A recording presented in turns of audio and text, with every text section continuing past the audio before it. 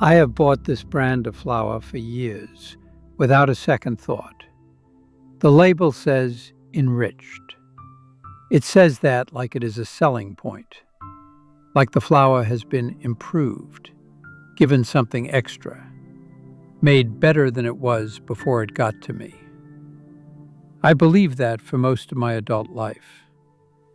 Then I started looking into what enriched actually means. Not the marketing version, the technical version. And I found something interesting.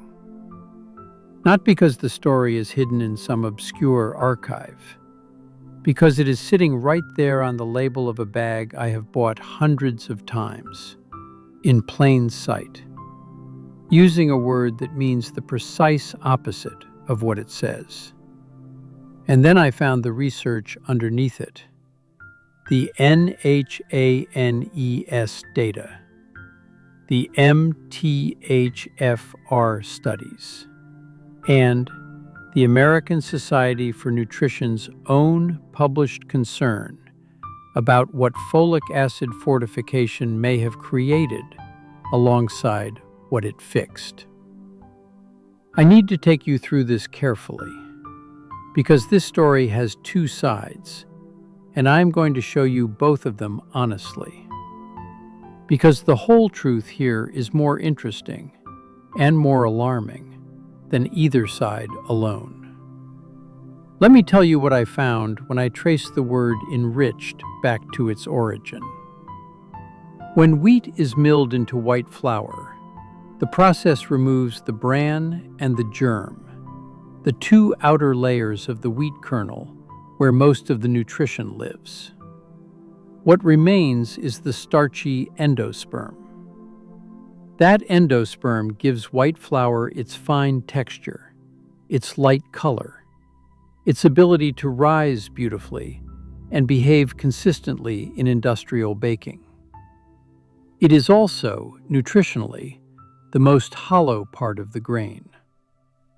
The milling process discards significant amounts of B vitamins, iron, zinc, phosphorus, and fiber. The white flour that emerges is largely starch. I knew this in a vague way. Most people do. What I did not know was when the government first noticed, and what they found when they looked.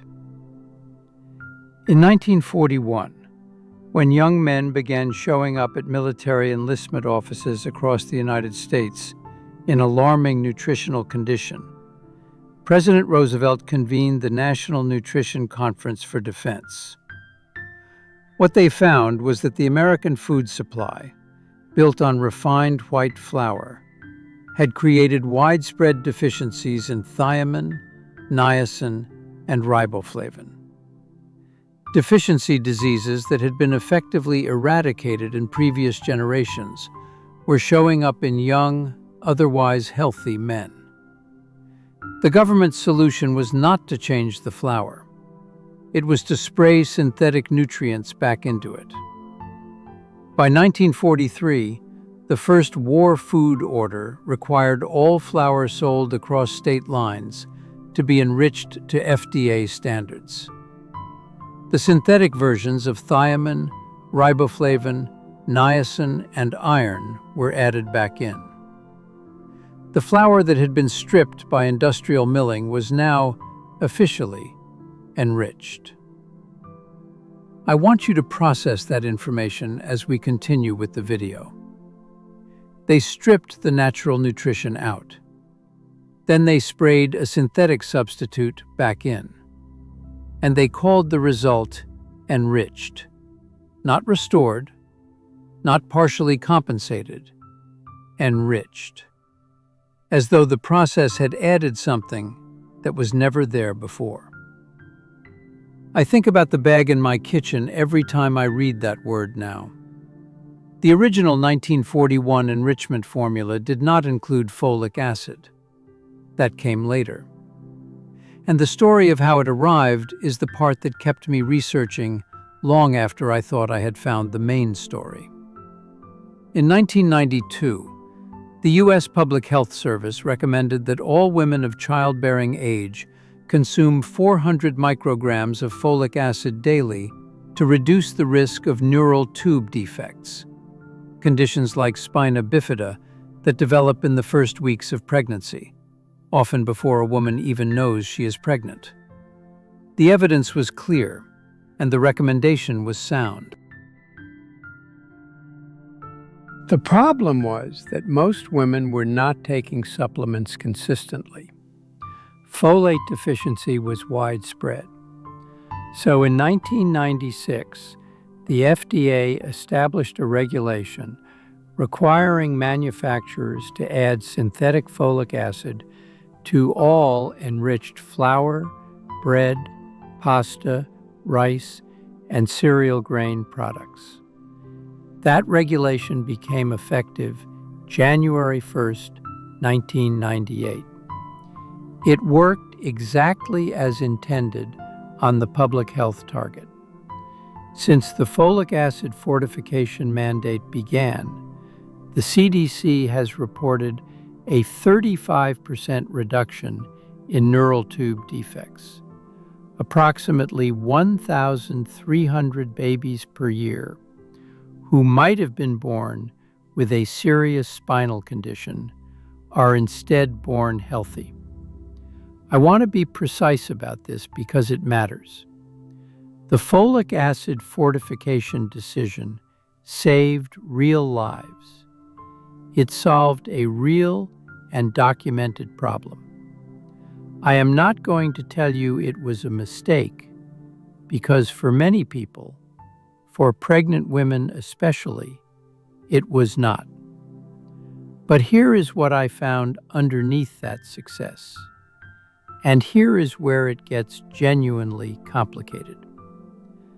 The natural form of vitamin B9 found in food is called folate.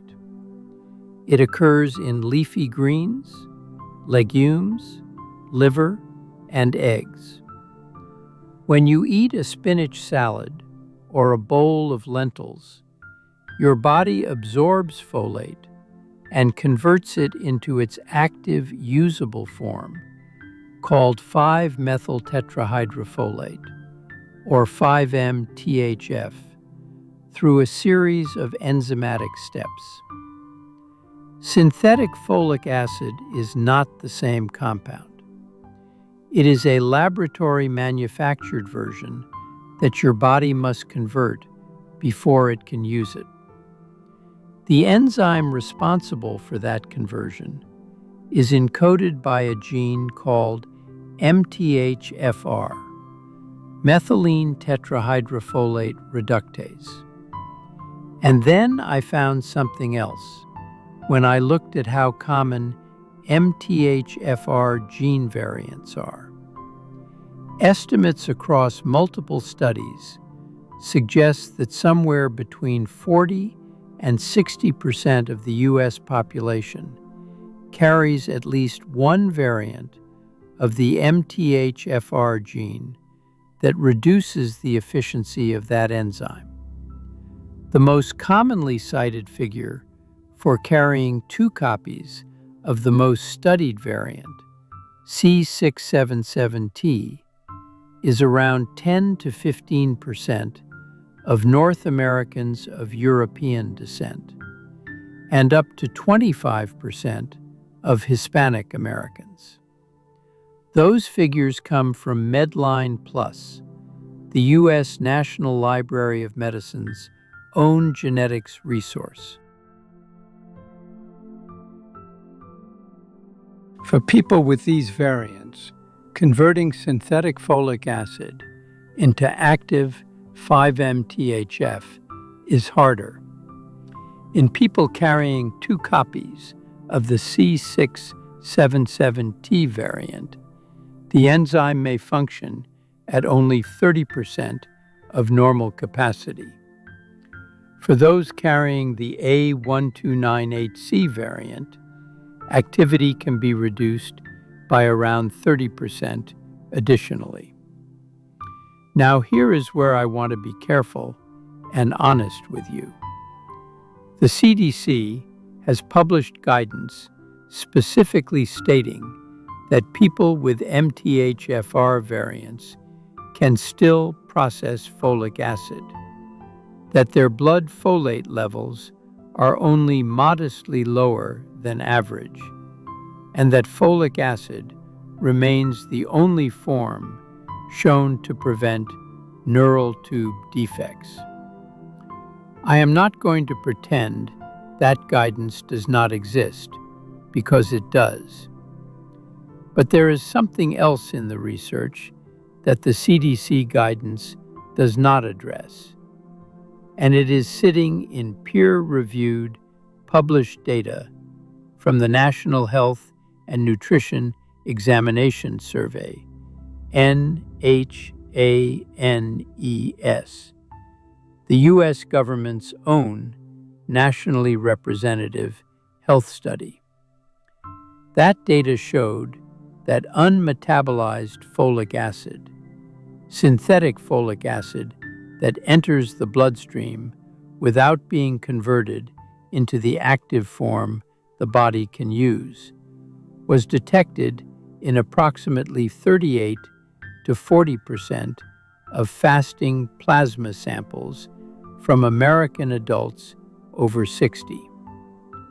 Unmetabolized folic acid, UMFA, synthetic folic acid floating in the blood, unconverted, building up because the enzyme system responsible for processing it cannot keep pace with the amount arriving daily from fortified food.